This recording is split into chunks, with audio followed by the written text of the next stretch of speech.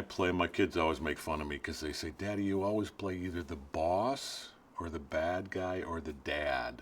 And this is 2 out of 3, I guess. I play the boss, the head of the English department, where Hugh Grant goes to be a guest artist in residence or a guest professor. And the main sort of angle on my character is that he's also a dad with 4 daughters at home. He's almost Tevye from Fiddler on the Roof, but not quite. And yeah, he's sort of super dad is the other aspect of my guy. Well, since my 4 daughters and my wife became vegetarians, I'm not allowed to have any meat in the house, so I'm gonna get some pork speedies to go and store them in my office. A little bit sad, isn't it? What? Well, you know, being henpecked to death like that.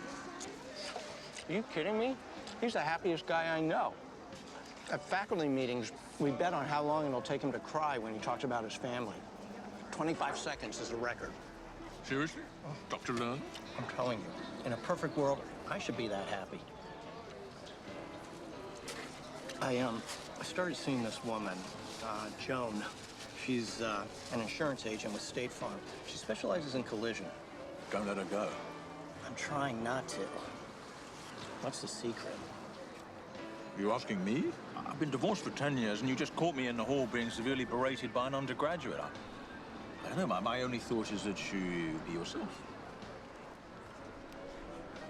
Well, that's not gonna work. No, you're obviously right, but in an ideal world, that's what you hope for, isn't it? That you just find someone you can be yourself with, you know? Some smart, funny woman full of fire and honesty who looks great, dancing barefoot and can obviously see straight through you. Why barefoot? I enjoy feet. Hey. So, Harold, you don't happen to have any pictures of your family, do you? Well, I don't know, maybe. I might. Aha! Look at that. My wife, Helen, and that's Kate, Rosalind, Olivia, and the little one is Beatrice. Beatrice, she's got a mischievous glint in her eye, hasn't she? Yeah, unbelievable.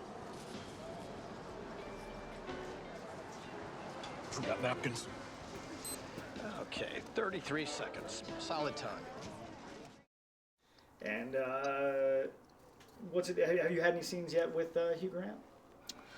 Yeah, almost all my work is with Hugh in this movie. I play the head of the department that he comes to teach in. So, yeah, and I actually, one of my very first films after I, slept around the country doing theater for 20 years, and then when I was pushing 40, finally started making movies. One of my first films, I had a little part in a movie called Extreme Measures, which Hugh starred in a billion years ago.